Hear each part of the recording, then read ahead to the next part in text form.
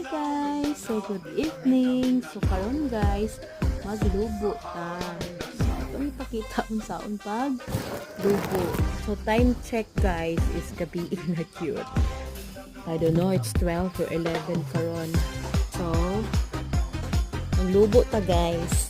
And charang-charang na atong improvise nga cornmeal na atong lubuon. Para natin bukas. Diba?